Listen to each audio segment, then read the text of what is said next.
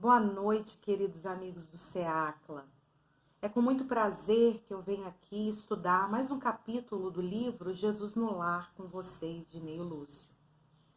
Hoje, nós vamos estudar e aprofundar os conhecimentos num capítulo intitulado Santo Desiludido. E nós vamos entender o porquê que esse santo se desiludiu. Inclinara-se a palestra no lar humilde de Cafarnaum para os assuntos alusivos à devoção, quando o mestre narrou com significativo tom de voz. Um venerado devoto retirou-se, em definitivo, por uma gruta isolada, em plena floresta, a pretexto de servir a Deus. Ali vivia, entre orações e pensamentos que julgava irrepreensíveis, e o povo, crendo tratar-se de um santo Messias, passou a reverenciá-lo com intraduzível respeito. Se alguém pretendia efetuar qualquer negócio do mundo, dava-se pressa em buscar-lhe o parecer. Fascinado pela alheia consideração, o crente, estagnado na adoração sem trabalho, supunha dever situar toda a gente em seu modo de ser, com a respeitável desculpa de conquistar o paraíso. Se um homem ativo de boa fé lhe trazia a apreciação algum plano de serviço comercial, ponderava escandalizado. É um erro. Apague a sede de lucro que lhe ferve nas veias. Isto é ambição criminosa. Vem orar e esquecer a cobiça. Se esse ou aquele jovem lhe rogava opinião sobre o casamento, clamava aflito. É disparate. A carne está submetendo o seu espírito. Isto é luxúria. Vem orar e consumir o pecado. Quando um ou outro companheiro lhe implorava conselho acerca de algum elevado encargo na administração pública, exclamava compungido: é um desastre, afaste-se da paixão pelo poder. Isto é vaidade e orgulho. Venha orar e vencer os maus pensamentos. Surgindo pessoa de bons propósitos, reclamando-lhe opinião quanto a alguma festa de fraternidade em projeto, objetava irritadiço: é uma calamidade. O júbilo do povo é desregramento. Fuja a desordem, venha orar, subtraindo-se à tentação. E assim, cada consulente, em vista da imensa autoridade que o santo desfrutava, se entristecia de maneira irremediável e passava a participar-lhe os ócios na soledade, em absoluta paralisia da alma. O tempo, todavia, que tudo transforma, trouxe ao preguiçoso adorador a morte do corpo físico. Todos os seguidores dele o julgaram arrebatado ao céu e ele mesmo acreditou que do sepulcro seguiria direto ao paraíso. Com inexcedível assombro, porém, foi conduzido por forças das trevas a terrível purgatório de assassinos.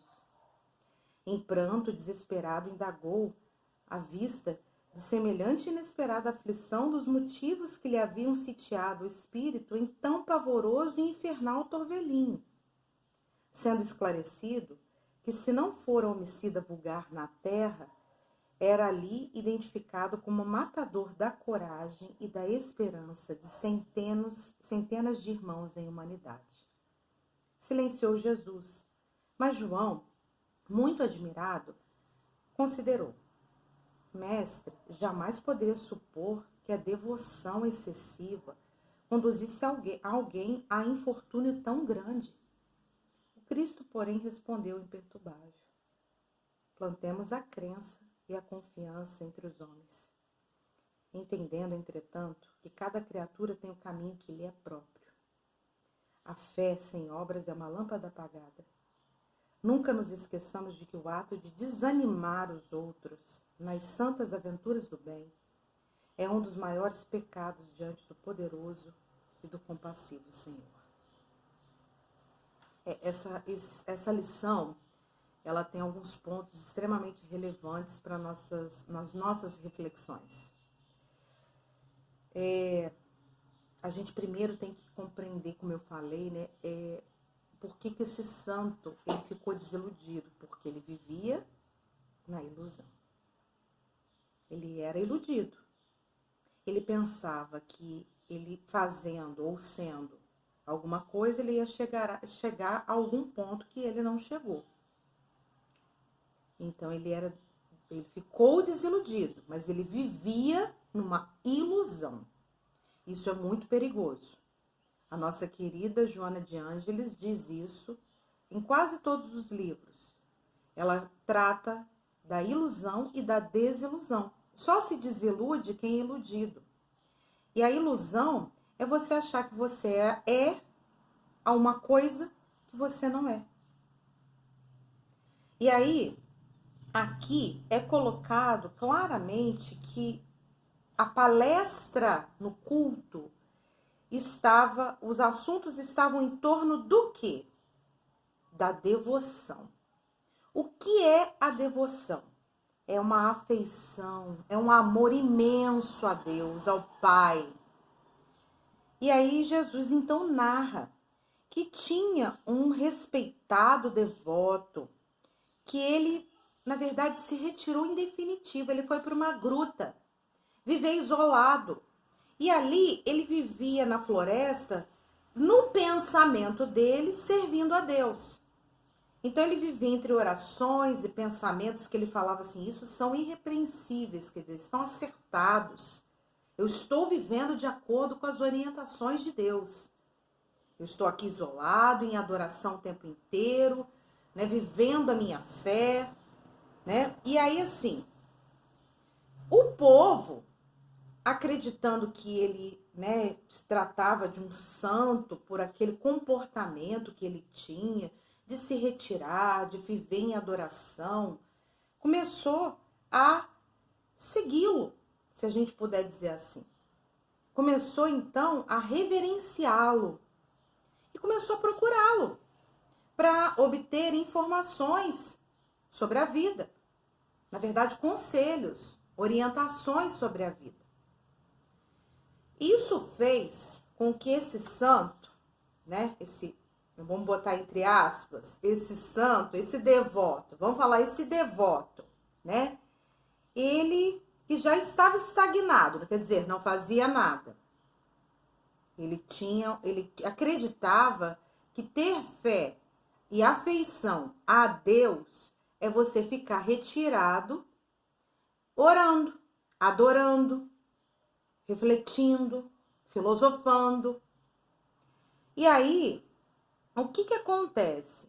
Ele começou, como o povo começou a ir até ele para poder, assim, ter pareceres, conselhos, orientações, ele ficou um pouco fascinado, porque a vaidade, né, ela toma o nosso coração em alguns momentos. E ele achou que ele era o quê? Um modelo, né, a ser seguido, e queria que todo mundo seguisse os mesmos passos dele. Então, as pessoas iam ali e pediam assim, um homem ativo de boa fé veio perguntar, olha, eu tô querendo abrir um comércio, abrir uma empresa. Aí ele dizia assim, isso é um erro, isso é ambição, é sede de lucro. Para tudo, vem orar comigo, esquece essa cobiça. Aí outra pessoa do povo vinha falar com ele assim, olha, eu estou pensando em casar, me juntar com uma mulher, uma esposa, ter filhos, ter uma família. Aí ele diz assim, isso é um disparate. Na verdade, a sua carne está falando mais do que o seu espírito. Isso é luxúria. Você larga tudo, vem orar e não pode deixar esse pecado te consumir. Aí outro companheiro então busca ele para poder falar sobre questões da administração pública, que estava, né, sobre um elevado encargo na administração pública. Ele diz, isso é desastre, larga isso, certo? Isso é paixão pelo poder, é vaidade e orgulho. Vamos orar, venha orar e vencer os maus pensamentos. Aí, uma outra pessoa de bons propósitos o procura falando que estava querendo fazer uma festa, né, um momento fraterno com os amigos, né, era um projeto. E aí ele diz, irritadíssimo, isso é uma calamidade. A alegria do povo é desregramento. Isso vai gerar desordem. Venha orar e tira essa tentação de você. Aí o que acontece, né? Na verdade, quando ele falava isso para as pessoas, ele gerava tristeza nelas. Ele gerava. Elas ficavam entristecidas com aquilo, com aquela orientação. Mas iam, seguiam o que ele estava falando. Ia viver lá na ociosidade, na gruta, sozinho, né? E na paralisia da alma. Aí, o tempo que tudo transforma. Deus é perfeito. Quando nós vivemos na ilusão, vem um acontecimento, uma experiência para nós, para que Deus possa dizer assim: ô Clarissa, você precisa acordar, minha filha. Você está vivendo na ilusão. Você está vivendo uma realidade que não é uma verdade absoluta e, principalmente, você não está vivendo de acordo com as orientações divinas e de Jesus. Então, no caso dele, ele então fez a passagem, ele morreu, ele teve a morte do corpo físico, porque nós espíritas acreditamos que, né, na verdade, o que morre é o corpo, o espírito continua. E aí todos os seus seguidores, inclusive ele, disse assim, né, vou morrer, eu já vou do sepulcro, eu vou direto para o paraíso, porque eu sou extremamente elevado. Eu ficava isolado orando a Deus e não foi isso que aconteceu com ele. Ele foi atraído para regiões inferiores, né? Não iluminadas, se a gente assim puder falar. E aí ele não entendeu, ele ficou, que isso, apavorado, como é que eu vim para, né, eu chego, né, atraído por essas regiões, para essas regiões? Por que isso aconteceu comigo? E aí é esclarecido a esse devoto, a esse santo desiludido, porque aí ele se desilude. Ele vê que ele não é aquilo que ele pensava. Que, na verdade, ele era um homicida vulgar na Terra. Ai, como? Eu nunca matei ninguém. Ele matava a esperança das pessoas. Ele matava a coragem, a força, o vigor, a energia de centenas de irmãos em humanidade.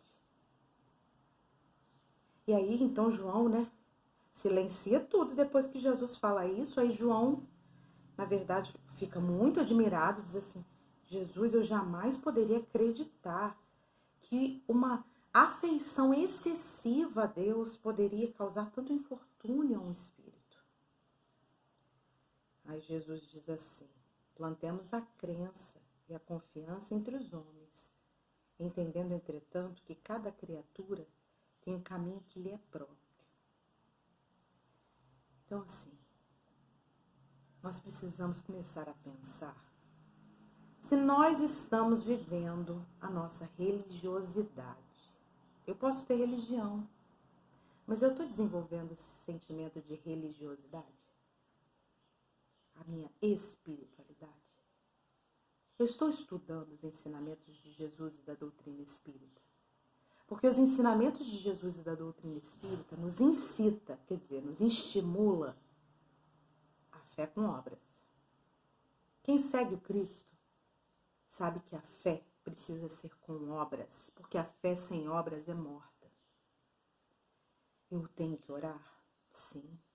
Joana de Ângeles fala que a oração é bálsamo para a alma e alívio, medicamento para o corpo. Eu preciso orar, eu preciso elevar os meus pensamentos, eu preciso refletir sobre os ensinamentos, mas eu preciso vivenciar aquilo que eu estudo. Então, se eu estudo sobre o bem, eu vou praticar o bem. E olha, não é fugindo das experiências que eu vou conseguir crescer. É nas experiências com o nosso irmão, alguns fáceis, outros difíceis, é nas situações do dia a dia, é com a família no trabalho, é na ajuda, é nos relacionamentos que nós crescemos e colocamos em prática os ensinamentos da doutrina espírita e de Jesus Cristo. Não é fugindo disso. Não é fugindo. Senão, Deus errou dentro desse processo. Por quê? Eu reencarnei na Terra para viver na Terra em contato com várias pessoas. Tanto que eu reencarno numa família, que é um núcleo. É uma mini sociedade. É uma célula da sociedade. Onde eu vou me relacionar.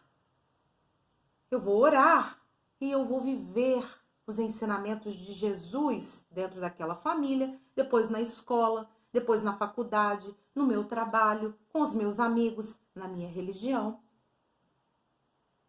Então é isso. E aí assim,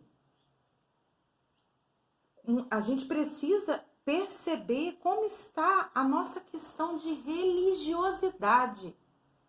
Eu posso bater no peito e dizer que eu tenho religião, mas eu tenho sentimento de religiosidade. Eu acredito em Deus. Eu amo a Deus. Eu coloco em prática os ensinamentos de Jesus. Eu, na verdade, tenho essa questão, eu sou verdadeiro comigo mesmo. Eu conheço o meu lado sombra e o meu lado luz.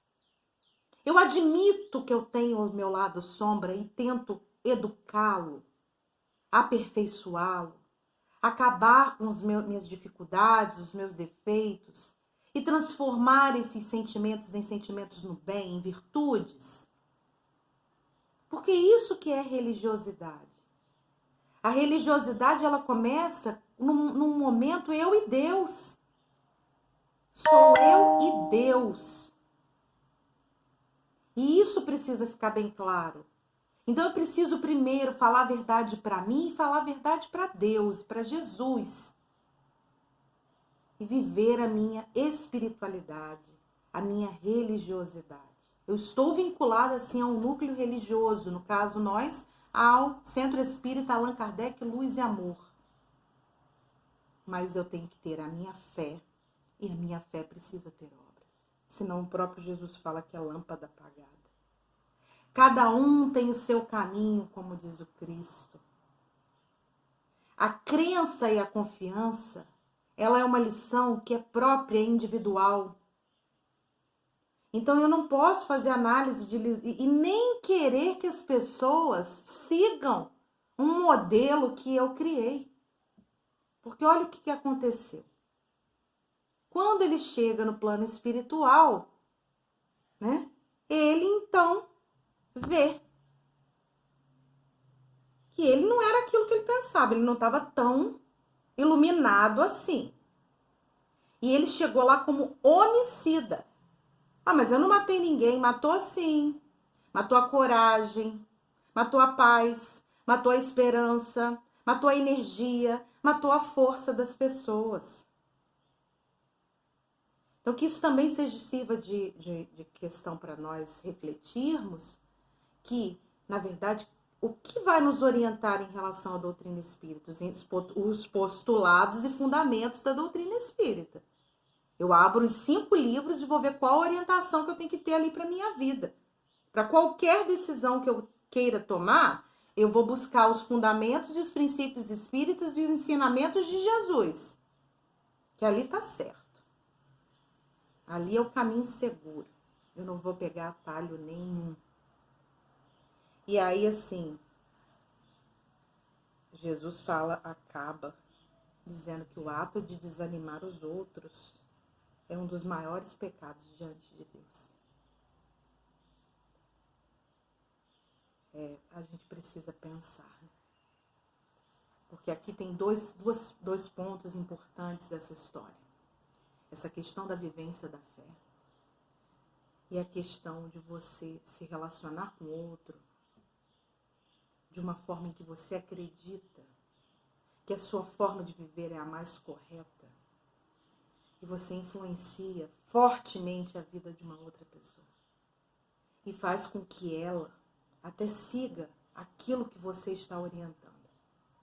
O problema é que ele, então, matava a coragem, a esperança, como foi dito. E ele desanimava. Então, um grande cristão não desanima ninguém. Um grande cristão vive nos dias de hoje com os pensamentos e os sentimentos elevados. Um espírita cristão busca lutar, apesar de tudo, e ajudar, estender a mão, auxiliar.